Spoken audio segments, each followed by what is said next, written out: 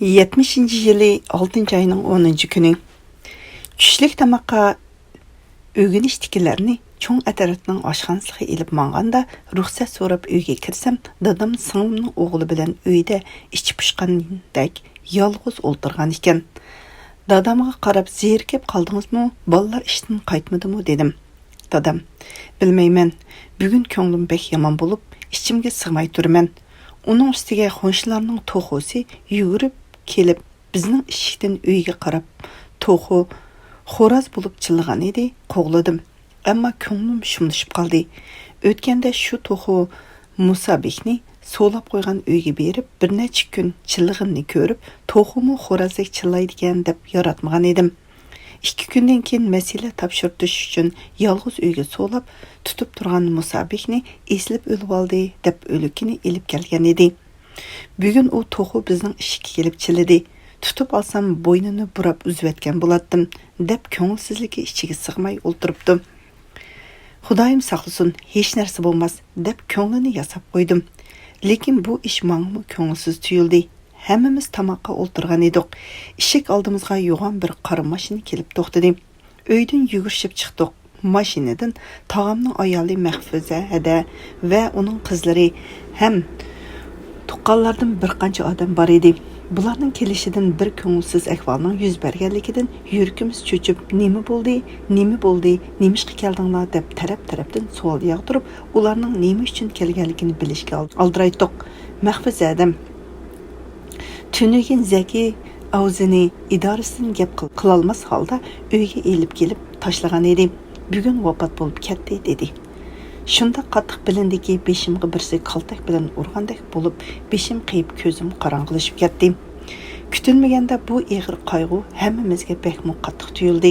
Cho'ng dadamni oxirgi martaba ko'rganimda siyosatlar o'ngishilib qolsa, ikkimizga yengillik bo'lar edi degan so'zlari quloqimda jaranglab ketdi. U bichara kutgan kunlarni ko'rolmay ketdi deb ko'nglim yomon bo'ldi. Hammamiz ishni taqab mashinaga chiqib ketdik. Menga 3 kun ruxsat qildi. Dadamga bek ig'ir keldi. Yolg'iz bir aks qolgan edi. Dadamning umrida ko'zidan yosh chiqqanini ko'rmagan edik. Dadamga qarab hammamizning yuragi ezilib ketdi. Bütün urug' tuqqan tonish bilish el yurt yig'ilib, ig'ir musibatlar ichida jinozani yig'izar bilan uzitib qoldik. Çoğun dadamni idorasiga elib ketib, bir qancha kishilar bilan turmaga o'xshash bir qorong'u uyga so'lab qo'yib, masala topshirtib elish o'g'inish guruhida davomli kurash yig'inlarini ichib, qattiq urib, qiynab, eng oxiri 4 oydan keyin bir kechada tili og'zidan qolgan o'lim oldida uyga akilib tashlabdi. Hussiz yetib atisi tush vaqtida jon uzibdi.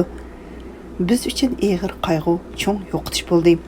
Çoğun dadam bir ömür Şərqi Türkistan Sodi İdarəsinin tərəqqi qılıb gülünüşü üçün işləb, ən axırda o xizmətləri üçün rəhmət ornağa urub qiynab öldürüldü. Nemi degan echinarlıq əhval.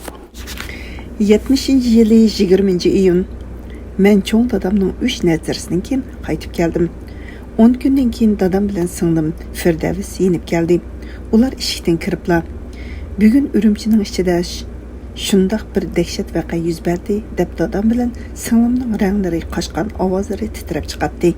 Butun shaharda yezig'i tushish harakati cho'ng to'lqin bilan ilib berilyotdi. Madaniyat inqilobi degan harakatni qo'zg'ab, Xitoy hukumati tarixida erisholmagan maqsadiga shundoq oson erishdi. Madaniyat inqilobining maqsadi kapitalizm yo'liga mangan partiya ichidagi huquqdorlarni so'rab chiqib, kurash qilib, masala topshirtish elish degan prinsipni o'tirg'a qo'yib, Sharqiy Turkistonning hukumat beshidagi amaldorlarni og'dirib, qo'lga elib, turmadagilarni yoshurun, dora va o'qullarni qo'yib va har turli yo'llar bilan ularni yo'q qilib tugatdi. Hokimiyatni va Sharqiy Turkistonni Xitoy hukumati bevosita o'zi boshqardi ham o'z qo'liga oldi. Bossiz qolgan vatan Xitoy hukumatining qo'liga oson tushib ketdi. Xalqni bo'lsa turlik bir-biriga o'xshamagan atalg'u bilan qalpoq kiygizib, kecha-kunduz kurash qilib, qiynab, ularning insoniy huquqlarini tortib oldi.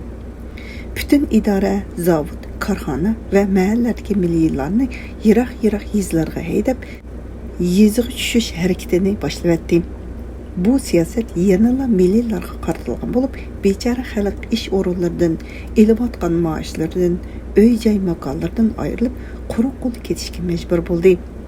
Her günü bir qancha turkum odamlarni her qitimda 10-20 mashillab yezlarga ilib mang'atdi. Bu odamlar orasidan birmi Xanzuni uchirtib bo'lmaydi. Ular o'z vatanining qo'yniga sig'may, surgun ham tutqun holatda yashashga majbur bo'ldi. Bular bargan go'ngshilar namrat, ishlab chiqarish unumi to'van, ortiq kirim yo'q bo'lganlikdan bu kelgan odamlarni qanday ta'minlab ketish qiyin bo'lib, bu harakat go'ngshi xalq uchun qattiq besim bo'ldi. Uning ustiga yeziga berib yana ta'lim elib, yildiz tortib makon tutinglar deb butun maktabdagi yosh, ahli to'xtamagan o'quvchilarni maktab bo'yicha birmi o'quvchi qoldirmasdan yezlarga avatdi. Xanzu o'quvchilar o'zlari yeziga ketgan bo'lsa, milliy o'quvchilar nopusi bilan birga yeziga tushadi. Xanzu o'quvchilar bir yilga qolmasin shaharga qaytib kelib o'qish va xizmat o'rinlariga joylashib bo'ldi. Ammo milliy o'quvchilar bo'lsa, ko'p qiyinchiliklarni beshidan o'tkazib, yezlarda qoldi. Mana shunday yo'llar bilan vatan bossiz, egisiz, xalq tutqun holda qoldi. Bu fursatda cho'ng to'g'ni ichayotgandek Xitoy o'lkalaridan Xanzular Sharqiy Turkistonga suvdak eqib kirishga boshladi. Ular uchun jannat eshiklari ochildi. U eqib kelgan odamlar uchun bechara xalqimizning qon tari bilan topgan uy-joy makonlarini buzib, o'rniga nurg'ulg'an egiz qavatlik binolarni selib chiqib, u chiroyli yangi binolarga ular kelib joylashdi. Yeziq mangan xalqning ish, o'rin, ovqatlariga ular o'rlashdi. Chegara yo'li deb ularni yerlik xalqni ortiq maosh bilan ta'minlatdi. Yeziga ketgan xalqning uy joylaridan iz asarmi qolmadi. Sharqiy Turkiston Xitoy bosmachilari bilan to'shdi. Vatanning yer osti ham yer usti boyliqlari Xitoy o'lkalariga yo'g'on turbular bilan ham poyezd, aeroplan orqali eqib ketishga boshladi. Endi ular Sharqiy Turkiston Xitoyning yeri, Sharqiy Turkistondagi yerli xalq bo'lsa, boshqa davlatlardan kelib o'rlashgan kelgundilar deb tarixlar yezib, dunyoga tonishtirishga tirishyapti. Xitoy Sharqiy Turkistonning boyligi bilan uchar davriga erishdi. Mushu yeziga xalqni haydash to'lqinida qo'shnimiz Zeynish opayning eri Xudoberdi akimizning yeziga haydabdi. U turmadan chiqqandan keyin 2 yil Zeynish opay bilan uy tutib, ularning Royida ismli bir qizi tug'ilgandan keyin nima sababni bilmadim, ular ayrilib ketibdi. Zeynish opay 2 balani va qeri onasini Reshilya tikib shuning bilan ularni baqdi. Keyingi vaqtlarda tuberkulyoz sil og'riqi bilan og'rib ahvoli ojizlab ketadi. Endi Xudoberdi aka bo'lsa, janubdan nopusiz bir yosh ayolga uylanib, Ablis Musabayning hovlisida o'ltirib, qo'g'un tovuq setib ovqat qilib yashaydi.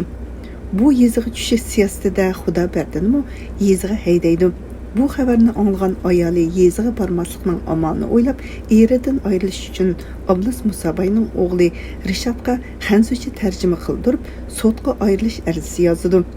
Bu xabarni anglagan Xudoberdi o'lganning ustiga tepgan bo'lib, xotiniga qancha martaba yolvorib ko'rsimi, lekin eng oxirida qo'liga ayrilish qog'ozi kelib tekkanda o'zini yo'qotgandek bo'lib, ochiqidan o'zini tutolmay, ayolning burni va quloq uchilarini kesib uyga so'lab qo'yib, Ablis akaning qizi Sabahatning yeniga kelib, "Sabahat xonim, Rishad uydimi?" deb so'rabdi. Sabahat qaynab turgan sut bilan bo'lib, uning chiroyi va qo'ldagi pichoqni diqqat qilmasdan, "Xudoberdi aka, akam bugun qimiz sotadi ekan" deb anglab, shuni olg'ili ketdi deb o'z ishi bilan bo'laveribdi. Xudoberdi Sabahatning yenidan chiqib, udul sutxonaga qarab mangdi. Xudoberdi uzun bo'yliq, keng gavdalik, beslik odam edi. Yuzidagi soqol burudlari, beshidagi yungluq tomoqlari, yo'g'on keng putlari uni surli ko'rsatdi. U qo'liga tovus kesilgan uzun agmash xanjar pichoqni tutib, yalang'idoq ikki ko'zi g'azabdan o'tda kinib, shuncha aldirash minib kelayotganiga qarab, atrofdagi odamlar uningdan qo'rqib, o'zini chatga elib yo'l beribdi va biror yomon ahvolning yuz berishidan ansirab, uning keynidan to'xtab qarab qopdi. U bo'lsa long desigan peti sutxonning oldiga yetib keldi. Shahar hayoti odatdagidek har kim o'z ishi bilan aldirash edi. Dükanlarga xaridorlar kirib chiqib degandek savdo ish bilan ko'chalarda bo'lsa avtobus, mashina, velosiped va odam qaynamlaridan mengib bo'lmaydi. Sutxonning uduldagi ish tikish korxonasining odamlari kunning issiqidan qechib, ostingi qavatga tushib, ko'chaga qargan yo'g'on eshiklarni ochib, o'g'inish qilib o'tiradi. Sutxonaning oldida odamlar qimis setib elish uchun uzun o'chiratda turganda Xudoberdi Rishotning yeniga yetib kelibdi. Rishotni ko'rib, Xudoberdi aka, sizmi qimis olg'ili keldingizmi? Mau yerda turing deb oldidan o'rin berdi. Rishot o'ttiri bo'yliq, o'ruq odam bo'lib, yosh, bekmi chiroyli qamlashgan, tarbiyalik ham aqlli yigit bo'lgan ekan. Uni yaratmagan qizlar oz bo'lgan, kishining nazari ko'p tushgan yigit deb el og'zida ko'p so'zlanadi. Xudoberdi kelibla Rishotning chechidan tutib, mushukning bolasini terisidan tutgandek kishilar orasidan so'rab yo'l chetidagi semut girvikka yotqizib elib, yo'g'on pichoq bilan Rishotning yuz ko'zlariga, bo'yinlari va boshlariga tarsiltib urib beribdi. Chachrab chiqqan qon bilan Xudoberdining yuz ko'zlari, kiyimlari qonga belinib atrofga chachrab, semut yo'lning ustida qizil qon suvdek yiqilishga boshlabdi.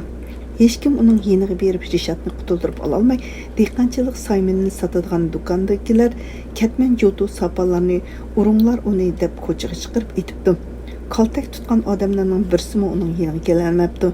Chunki Xudoberdining o'tdek vahshiylarcha yongan ko'zi, qonga milangan yo'g'on basti, qo'lidagi qon timib turgan qilichdek uzun xanjar pichiqi hammani qo'rqatdi. Ko'chada el o'tirsida qonga milinib qiyma-chimi qilib etgan Rishotning jasadi kishilar qalbida ig'ir qayg'u va qattiq ichinarlik ahvol bo'lib qoldi.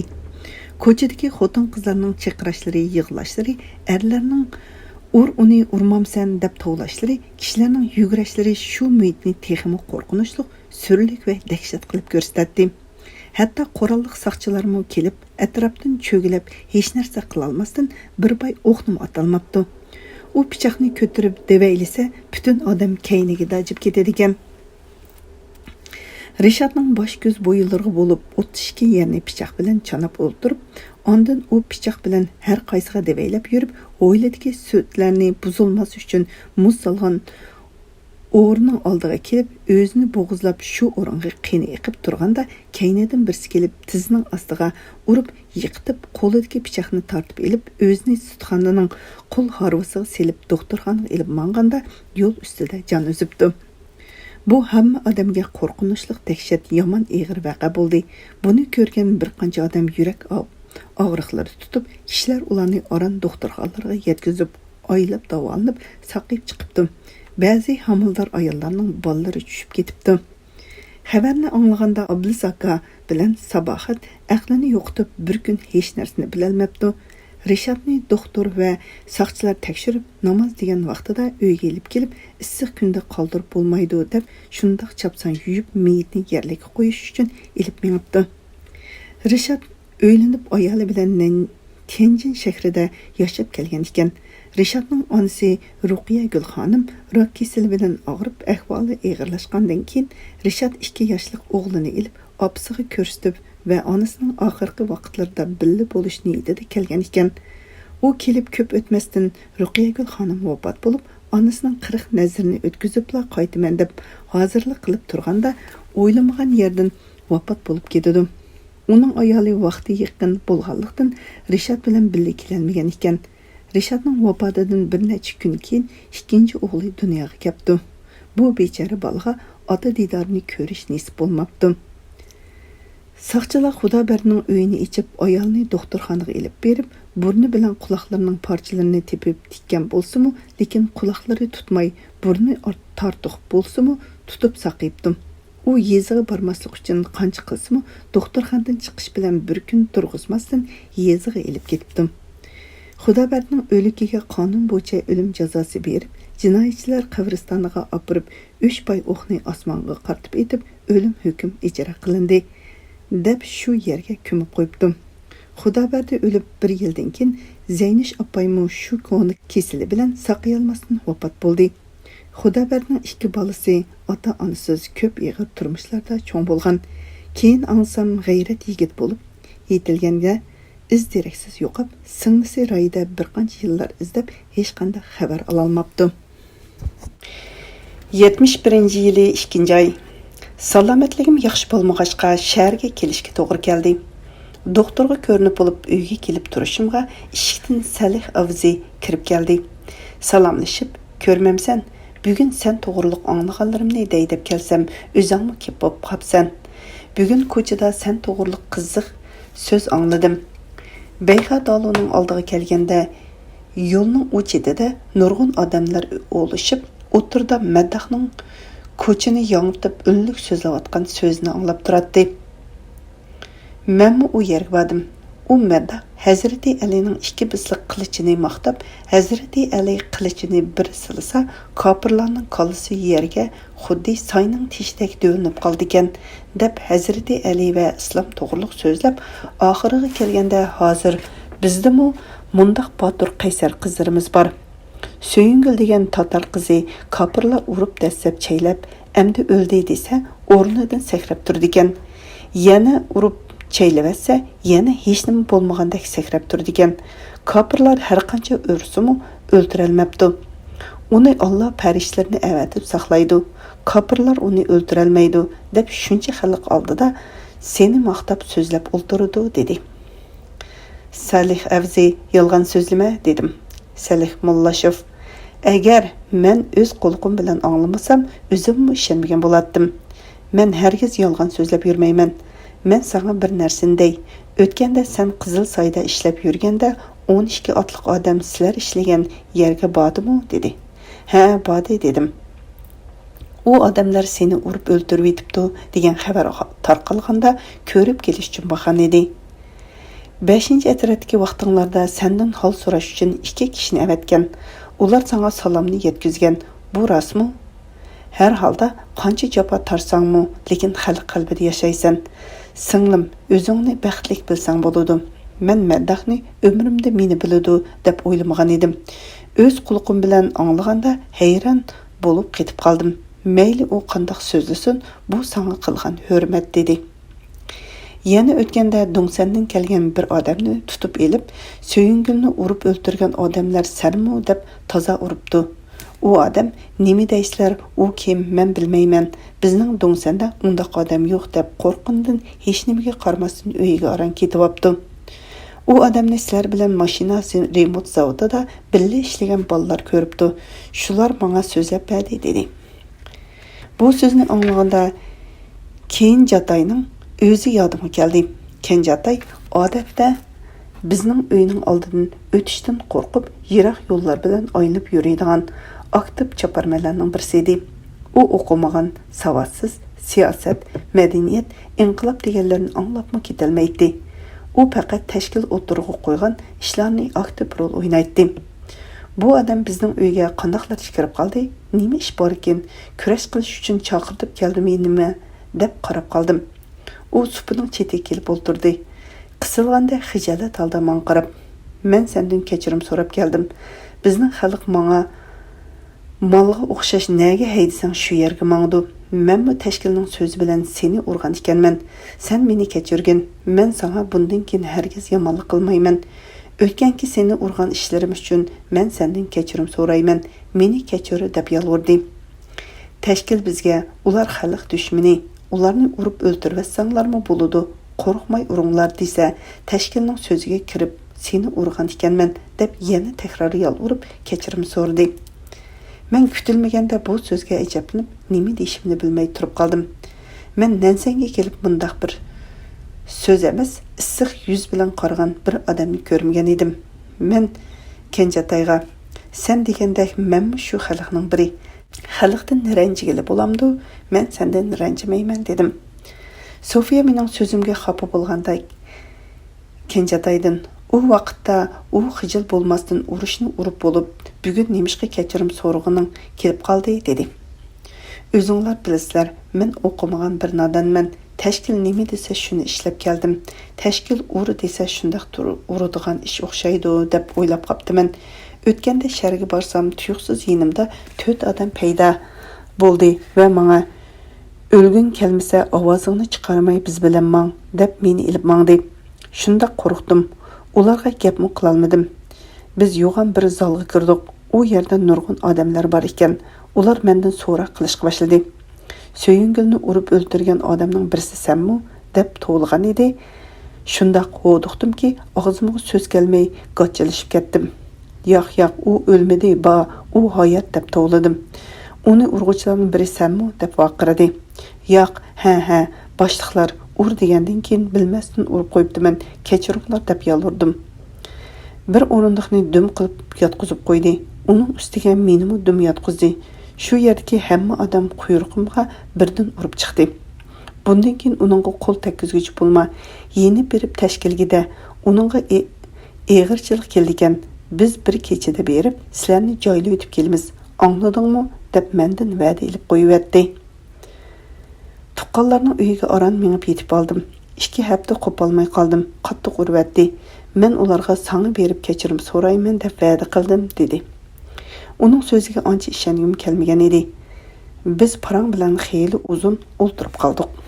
Men amdala uxlashga yotgan edim. Eshikni daranglatib bir so'rdi. Opam, voy xudoyim-ey, yana shu jusaduylar tekshiruvchilar keldi deb ranjib berib eshikni ochdim. Meni damsizlar hozir chiqaman deb kiyimlarini kiyishga boshladi. Opam meni bensuchiga oboradigan o'xshaydi deb talog'i chiqdi va meni emas deydi deb tezla qaytib kirdi. Bizni damdu deb Sofiya bilan G'aysha chiqdi va emas tog'dan kelgan qizingni deymiz deb ularni kirgizibdi. Men turib kiyimimni kiyib chiqdim. Qarsam eshik keyindagi yerda Zeynushning hadisi Maram Nisaxon bilan Zakurovning qizi yinidagi xanzurlarga ashu deb meni ko'rsatdi. Bu ikkisi mahalla aktivlari bo'lib, kishilar ustida payloqchilik qilib odam tutib beradigan intayin nadan xotinlar edi. Men tog'dan kelishim bilan bu ikkisi mening keynimga kirib, mangan turganlarimni tashkilga chiqib turadi. Yoki yig'ilishlar bo'lib qolsa, opirib beradi. Jamiyatga mushlarga o'xshash bir turkum qari qo'saq nadan odamlar Xitoy hukumatining yon tayiqi bo'lib keldi. Xitoy hukumati o'zi qilolmagan ba'zi ishlarni shularning qo'li orqali amalga oshirdi. Chekini oshgan nadan aktivlar masjid munorlarini yiqitib tushirdi. Taxtirvan tavutlarni chiqib, Qur'onlarni o'tqa yoqdi va masjidlarni xalq qo'lidan tortib oldi ham buzdi. Buningga bir xanzu qo'l tekkizgani yo'q. O'z odamlarimizni kuch ko'rtib, shularning qo'li bilan qildirdi. Agar butun xalq bizning o'z dinimizga qarshi bunday ishni qilmaymiz desak, Xitoy hukumati amalsiz qoladi. Bu ishlarni ular o'z qo'li bilan ishlagan bo'lsa, u yana yaxshiroq bo'ladi. U ishki odam meni mahalla hukumatiga boshlab bordi. O'yinning ichi odam bilan liq edi. Kishilar orasidan o'tib ishxonaga kirdim. U yerdagi kadrlarning sovuq chiroylaridan zahar temib turadi. Eshikdan kirishim bilan ism, adresim va qalpiqimni so'rab yozdi. Men ularga doktorga ko'ringili keldim. At qaytib ketaman desammi, qaraydigan emas. Vaqirab dushkalab ketdi. Chatga berib turdim. Birer soatdan keyin hammamizni haydab chiqib, qora mashinalarga qochilib, beshinglarni ko'tarmay o'ltiringlar deb vaqirdi. 20 dak pilimi tutib to'liq qurollangan Hanzu harbiylar mashinaning cho'risida qator tizilib turib, miltiq uchini bizga qaratgan holda. Midirlamanglar, agar midirlaydigan bo'lsanglar, hozir otimiz deb to'ladi. Mahalla komitetidagi barliq xalqni mashinalarga qochilib elib mangdi. Beshimizni ko'tarmagandan keyin nega ketayotganimizni bilmaydik. Bir haza mangandan keyin mashina kelib to'xtadi. Mashinadagi harbiylar sakrab tushib, bizni qichib ketmasin deb mashinaning atrofida cho'ridab turdi. Ondan bizni tushirib hoyliga kirgizdi. Darvozaning o'ng qo'l tarafga sap qilib tizib turg'izib qo'ydi. Men nega kelib qoldik deb atrofga sapsilib qarashga boshladim. Tamga yozilgan san'at maktab degan xatni ko'rdim. Ha, bu san'at maktab ekan deb o'yladim. Biz turgan yerda chiroq yo'q. Qorong'u bo'lg'achqa u yerda odam yo'qdek hech kim diqqat qilmaydi. Mashinalar, avtobuslar to'xtamasdan birining keyindan birisi kelib, ichidan turkum odamlar tushib, ichkarisiga kirib yo'q bo'ladi. Avtobuslarda ilib kelgan odamlarni 14-15 yoshlar atrofidagi xanzu bolalar haydab, urib deganda qilib keladi. Ba'zi bolalar qo'l chiroq bilan odamlarning chiroylarini tekshiradi. Bu bolalar shunchalik ko'ranglab ketganki, o'zidan boshqasini odam o'rnida ko'rmaydi. Ular kimnidir izlaydi. Bir qora mashinada bir turkum odam tushibla, oplan to'plan kirib ketdi. Bularning orasidan qiyri bir buvay bilan Mo'may xalqdan ayrilib gangirab qoldi. Mo'may, "Hey dadisi, nega keldik?" "Bilmayman apsi, qorong'u atrofni ko'rib bo'lmaydi" dedim. "Hey dadisi, bekmi hojat qilg'im keldi. Atrofda odam yo'qmi? Hojat qilib olay. Sizlar qarab tursizlarmi?" deb ko'ynikining etikini qayirib, bizning oldimizda hojat qilishga boshladi. Ular bizdan 2 metr oldimizda turadi. Bizning oramizda turgan yoshlardan birisi shivirlab qoldi. Mo'may cho'chigindan o'rnidan turib, "Voy dadisi, sizlar nada? Bu yerda odam bordek turadi-ku, birisi kulganda qiladi" dedi. Buvay, "Yo'q apsi, hech kim ko'rinmaydi" deb turishiga ishkirdim bir jo'sadi, chiqib ularni vaqirib yurib elib kirib ketdi. Mo'mayning ko'zi butunlay ko'rmaydigan, buvayning qo'li anglamay, ko'zimi yaxshi ko'rmasi kerak. Bular 70-80 yoshlar atrofidagi odamlardek ko'rinadi.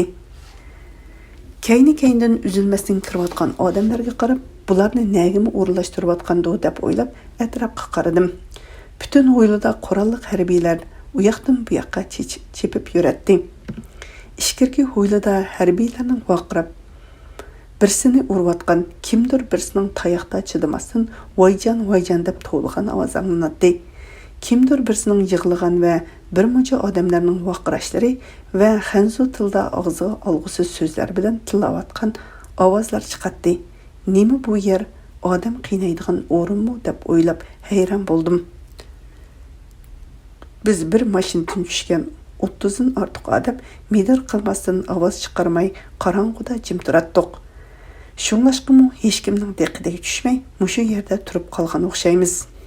Mashinalar bo'lsa uzluksiz kelib, til, haqorat, tayoqlar bilan ishkirki hovliga odamlarni haydab kirib ketadi.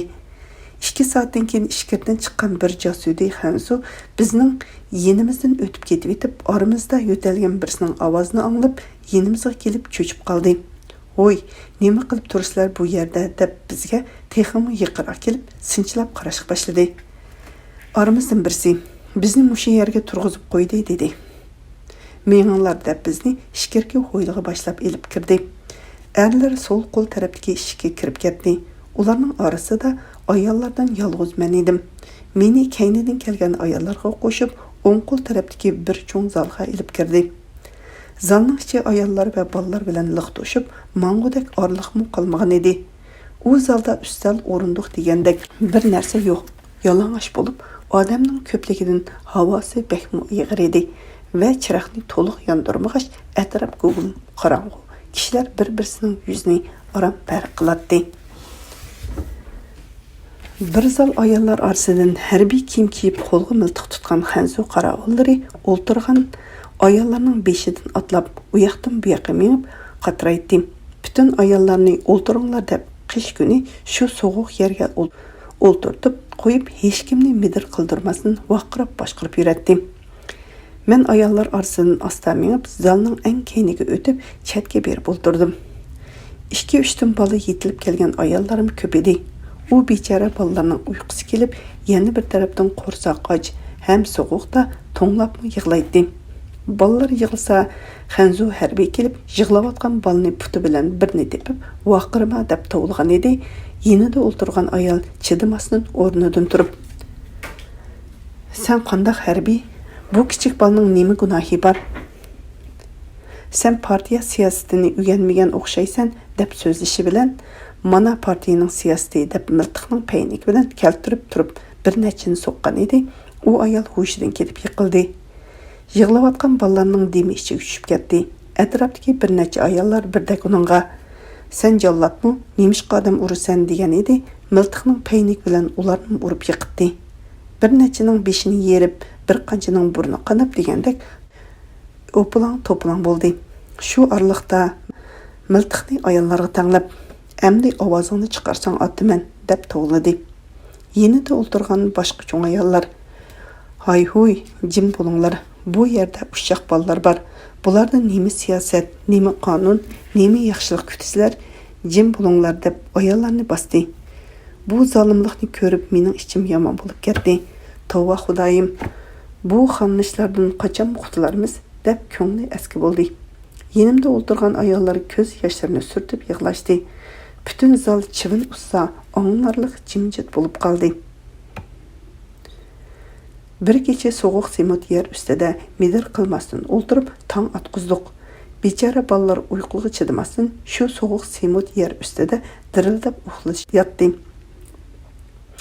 Ularning ostiga soldigan biror narsa bormidi deb bulunga dövlab qo'ygan narsalar orasidan oqtirib qog'oz sanduqlarni soqchilar diqqat qilmagan vaqtda elib yenimda o'ltirgan 3 bola egashtirib kirgan ayolga bolalarning ostiga selib bering deb berdim. U yerki qog'oz taxtlarni asta sug'urib elib uşaq bolalar bor ayollarga berdik. Ammo u qog'oz taxtayni yerim qulub bolalarga yetkazib bo'lamdi. Bizning milliy ayollar paxtliq shim kiyib odatlanmagachga hammasi degidek nippiz kiyim bilan edi. Baxtiga yarasha zalning ichi odamning ko'pligidan anchami sovuq bo'lmadi.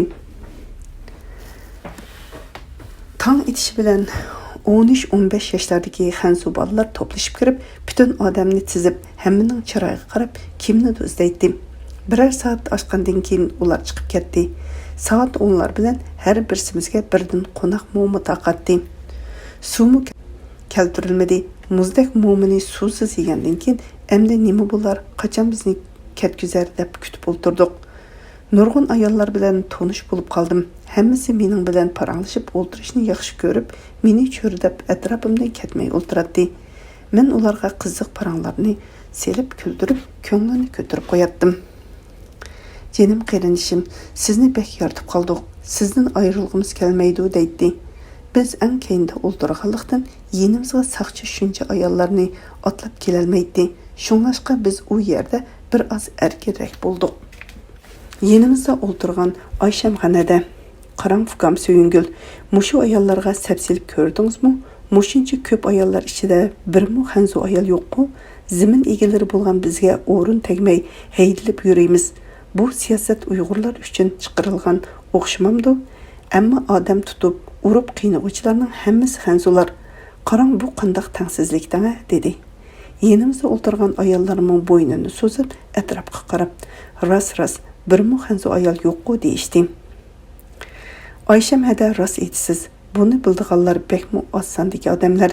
Tuvandagi xalqning mushu holini yuqori o'rindagilar faqat bilmaydi. Ular o'zining hozirgi turmushidan ayrilib qolishdan qo'rqib, hech narsaga ko'ngil bo'lib o'ynashni xohlamaydi. Ular bu yig'ilishlarda yurgan oddiy xalqni jinoyatchi yomon odamlar ular tinish yursa bo'lmamdi deb o'ylaydi.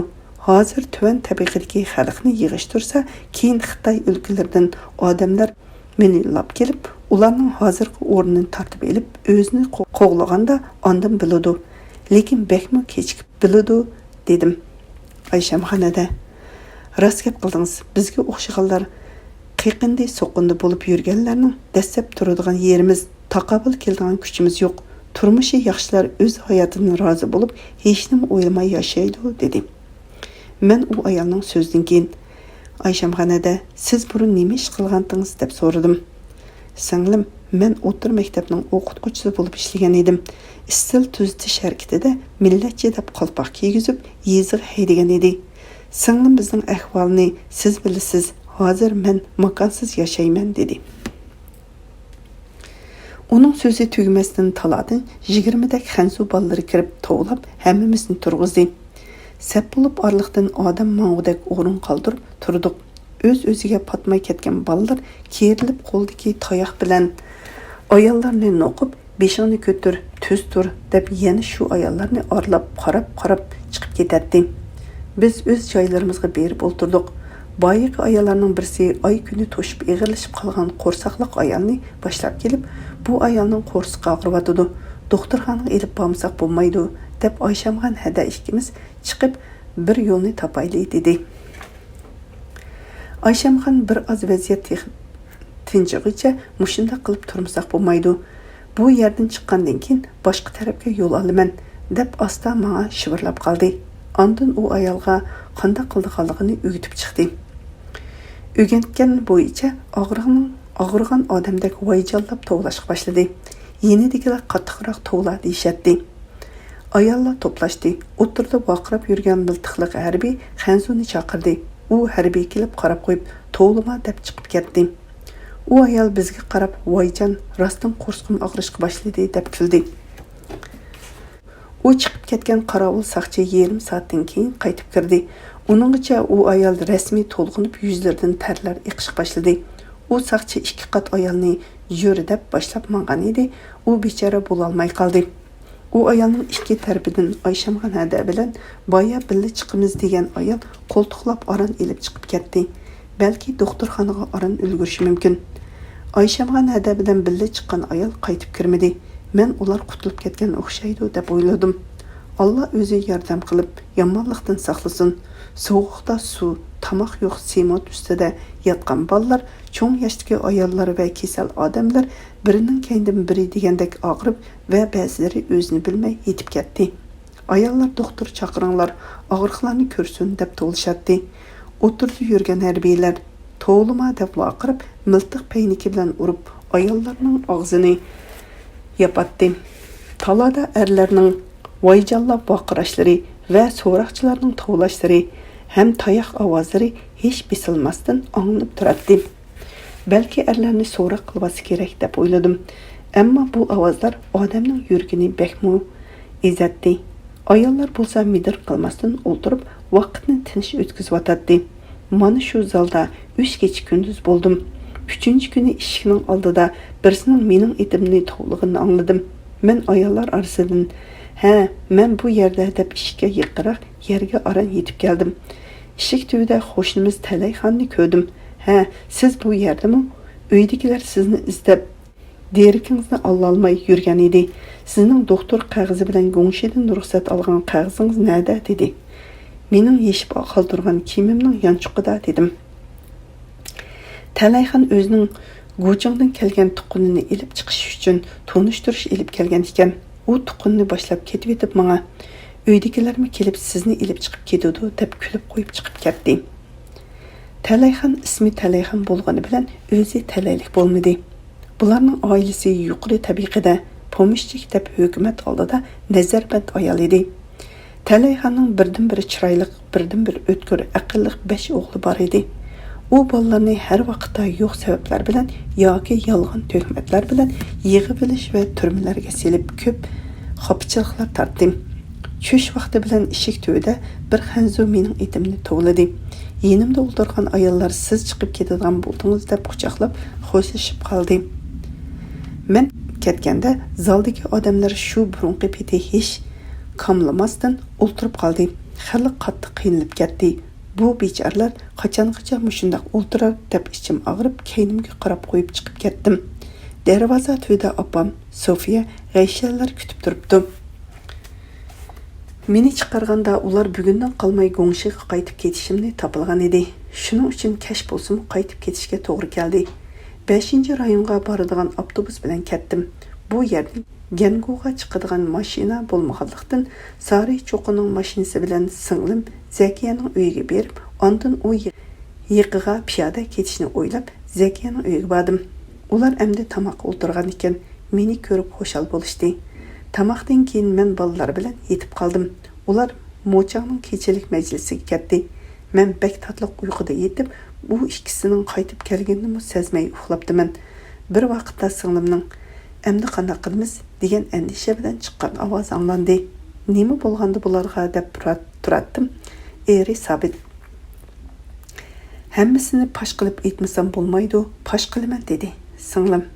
"Kimlar u? Hammasini biraqla demsiz" degan so'zdan bir cho'ng ishning borligini sezib, beshimni ko'tarib o'rnimdan turib o'tirdim. "Nima bo'ldi sizlarga?" deb so'radim. Sabit "O'g'inish qattiq ketib boradi. Tashkilotlarni pash qilinglar. Biz hammamizni bilamiz. Kimlar qatnashganini ham bilamiz. Sizlarning o'zi masalani topshirib chiqish yo'liga erishsin deb kutib o'ltiribdik. Masalanglarni yaxshi topshiringlar" deb qattiq qistavatdi. Pash qilmasak bo'lmaydigan o'xshaydi deb qattiq ansirganlikdan peshonasidan ter chiqib, butun badani titraydi. Men "Nima? Tashkilotlarni pash qilmoqchimisizlar?" dedim. Sabit "Ha, paş qilmasak bo'lmaydigan bo'ldi dedi. Zakiya Hoshir akaning o'g'li Husanni tashkilotda bor deb qiynab qistigan ekan, eslib o'lib oldi deb o'likni ilib ketib ota onasiga berdi dedi. Men ularga biroz o'zinglarni besinglar deb ikkisiga ikkichini suv ilib kelib berib Sabitga. Meningcha bo'lganda bu ishlar to'g'ri emas. Birinchidan boshqalarni kuydirsizlar, ikkinchidan siz o'z og'zingiz bilan iqror qilsangiz, u bir isbot talab qilmaydigan paket ham sizning anzingiz bo'ladi. O'zingiz iqror bo'lgan material uchun paket kerak emas. Shu material bo'yicha hukm chiqarib qo'lga ilib ketadi. Siz emas, nurg'un odam qo'lga ilindi. Bolalar ham ayollar qanday qiladi? Ular hech nima bilmaydi. Kishilarning yuragini hujib qo'rqitib, yipning uchini tepib chiqmoqchi. Agar ular bilgan bo'lsa, sizlarning masalanglarni topshir deb so'rabmi o'ltirmaydi. Shu zaman qo'lga oladi. O'ylab ish qilinglar deb ularni bir oz xotirjam qildim va hargiz og'zingizdan chiqarmang. Yolg'iz o'zingiz bilan ketmasdan nurg'un odamning uvalsiga qolsiz. Nurg'un bolalarning yetim bo'lishiga sababchi va butun umr bo'yi qori bo'lib qolsiz. Ham pash qilib qutula olmaysiz. O'zingiz aytgan paket bilan qo'lga elib ketadi deb qo'rqitib qo'ydim. Ular xeyli g'ayratlik ham xotirjam bo'lishib chiqib ketdi. Men ularni aytmasqa va'da elib qoldim. Ular ketgandan keyin faqat uxlolmadim. Choy qaynatib, dasturxonlar hazırlab kutib o'tirdim. 2 soatdan keyin xo'shal kulishib kirdi. Sabit menga Xudoyim sizni biz uchun haydab elib kelgan ekan. Bo'lmasa biz bek ahmaq bo'lib qattiq xatolashgan bo'ldik ekanmiz. Bizning mo'changda nurg'un odam bor edi. U odamlarning beshiga ig'irlik kelib cho'ng ish chiqqan bo'ladi. Rostdan hech narsani bilmay, gumon bilan yolg'ondan bilamiz deb kishilarning yuragini sug'urib elishga usta ekan deb beshidan bir tog'ni o'ragandek xo'shal bo'lishdi. Men ularga madad bo'lgudek nurg'un so'zlar qildim. Zakiya Hoshir akaning o'g'li Husanni tashkilotda bor deb masala topshirib elish uchun bir uyga so'lab bir qancha kun qiynagan ekan. 3-kuni mo'changdan barliq xalqni majlisga yig'ib, Hoshir aka bilan ayolni va ushchoq bolalar bilan majlisning oldingi o'rindig'iga o'ltirg'izib, shu yerda hamma odamga va ota-onasiga Husanning o'zini esib o'lib olganligini uqtirib, Husanni shu yerda kurash qilib o'likini ota-onasiga berdi. Ularga bekmi ig'ir qayg'u bo'ldi. Xalq qo'rqindan Husanning o'likini ko'mish uchun birmi odam kelmadi. Ota-onasi yuyib o'likni Hoshir aka 2 o'g'li bilan jinasini o'qib o'zir opirib ko'mdi. Butun odam qarab turib, bir odam berishga petinolmadi. U bechoralarga bekmi ig'ir bo'ldi. Nima degan ichinarlik ahvol degina, mening yuragim bek og'ridi. Men yoshirincha uyga kirib, hol so'rab chiqdim. Husanning yug'anda uning 2 qovurg'alari puti yonpash ustixonlari sunib, butun badani tayoqdan qon tarab, ko'p-ko'k bo'lib ketgan ekan. Bu holatda odam o'zini esib elishi mumkinmi? Ular Husanni urib o'ldirib, o'likini esib qo'yib, johil masala topshirishdan qechib o'lib oldi deyishdi. Olim degan o'g'lini bo'lsa, shaharda tutib olgan ekan, deb Zakiya ichinganlarda so'zlab berdi. Biz yerim kechagacha asta ovoz bilan uzun so'zlashib o'tirdik. Ertasi tangsarda men Ganguga piyoda menib ketdim.